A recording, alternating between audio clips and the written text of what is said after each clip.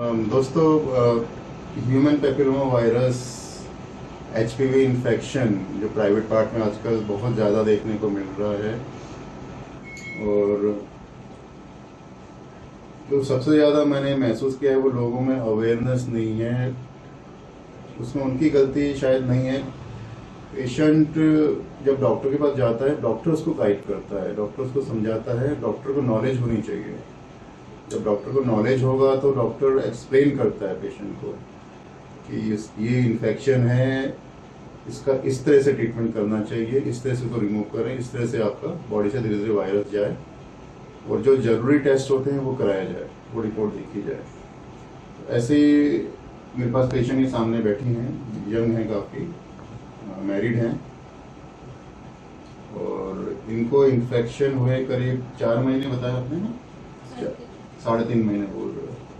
तो 3.5 महीने से इन्फेक्शन है, एंड जब हमने चेकअप किया तो infection each and every part में भर गए हैं पूरी तरह। यानी एनल के इनसाइड हो गया है, एनल के बाहर भर गए हैं, प्राइवेट पार्ट में वेजाइना के बाहर कई सारे दाने हैं, गिनेंगे तो 50 से ज़्यादा दाने मिलते हैं देखने को। वेजिनल ओपनिंग में बड़े बड़े गुच्छे भर गए अंदर, और सर्विक्स पे इन्फेक्शन देखने को मिल रहा है। बेटा मुझे ये बताओ, आप डॉक्टर के पास जो सबसे पहले जिस डॉक्टर के पास गए थे, डॉक्टर ने आपको क्या समझाया था?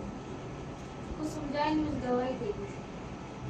तो डॉक्टर ने इनको कुछ भी नहीं समझाया, इनको दवाई दे दिया था।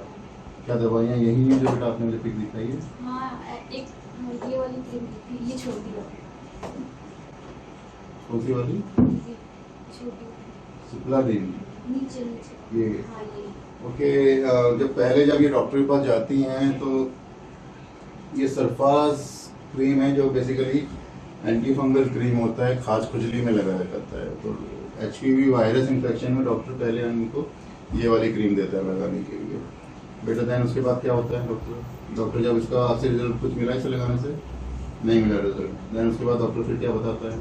फिर ऐसे उनकी दुकान, फिर मैं वहाँ पे से छोड़ के दूसरी दुकान, दूसरे डॉक्टर के पास गए, उन्होंने क्या? वहाँ से ना मुझे मतलब कि ये वाली क्रीम दी थी और दवाइयाँ दी थी।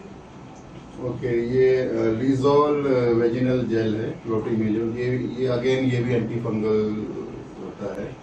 एचपीवी वायरस में इसका कोई लेना नहीं, ये ईचिंग में ही काम करता है। ठीक है। हाँ, उसके बाद फिर एक बार मैं ना स्किन डॉक्टर के पास गई थी, तो मतलब इसमें से कुछ धुआं सा निकल रहा था, एसिड ही था। फिर उन्होंने रोई के साथ ऐसे निकाला कि मेरे मामा लगा तो बहुत पेन हो रहा ऐसे। क्या उससे साफ हो पा रहे थे? मतलब सूख के वो गिर गए थे, फिर और ज्यादा हो गए, इससे ज्यादा मेरे कम से फिर और ज्यादा हो गए। तो डॉक्टर जब ट्रीटमेंट करता है बेटा, डॉक्टर बीमारी के बारे में कुछ समझाता है आपको? सिर्फ 2 डॉक्टर ने से बोला कि वो है कुछ बताया था, ऐसे बोला। जेंटल वर्ड बोला था?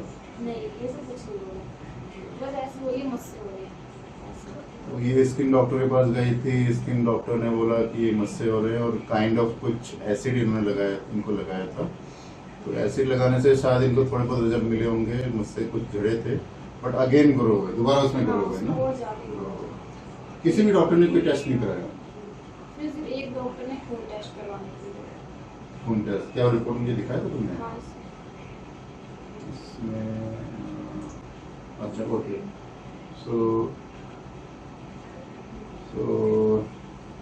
ये इनका सीबीसी टेस्ट हुआ था। सीबीसी टेस्ट में ये देख रहे हीमोग्लोबिन इनका 10.3 है, यानी ये लो है।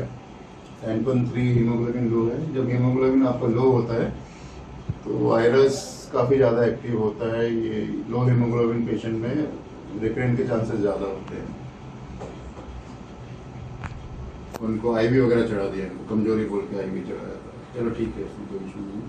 एनीवे, ये मेरे पास आते हैं, एंड हम जब एग्जामिन करते हैं, कंडीशन की खराब लगती है, तो हम सबसे पहले इनका एचपीवी डीएनए टेस्ट कराते हैं। एचपीवी डीएनए टेस्ट की रिपोर्ट आई है मेरे पास। इसमें आप ये देख रहे हो कि sample is positive for HPV 16 and 18 general. And 16 और 18 ये सबसे ज़्यादा हाई रिस्क वाले एचपीवी वायरस होते हैं।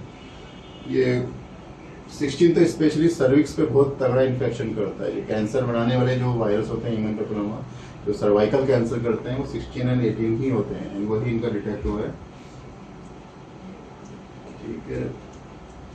तो अब ये रिपोर्ट इनका आया है, ये HPV पॉजिटिव है, 16-18 डिटेक्ट हुआ है। तो इसमें पेशेंट को बहुत सारी सावधानियां बरतनी होती है।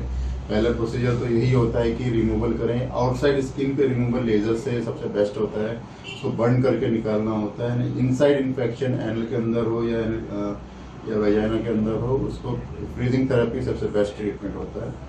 एंड जब पेशेंट का रिमूवल हो जाता है, पेशेंट लगभग ठीक हो जाता है, तो कभी भी ये ना सोचे कि मैं ठीक हो गई हूँ या मेरा ठीक हो गया है। रूटीन एग्जामिन के लिए डॉक्टर के पास बिल्कुल जाना होता है, क्योंकि रेकरेंट के चांसेस होते हैं। 16-18 में स्पेशली रेकरेंट होता है, यानी वहाँ पे दोबारा आने के चांसेस होते हैं। तो रूटीन एग्जामिन के लिए आप हफ्ते में एक बार जा सकते हो डॉक्टर के पास। डॉक्टर चेकअप करके बताएगा कि सब ठीक है या ग्रो हो रहे हैं। तो ये कम से कम 1.5-2 महीना ध्यान रखना होता है।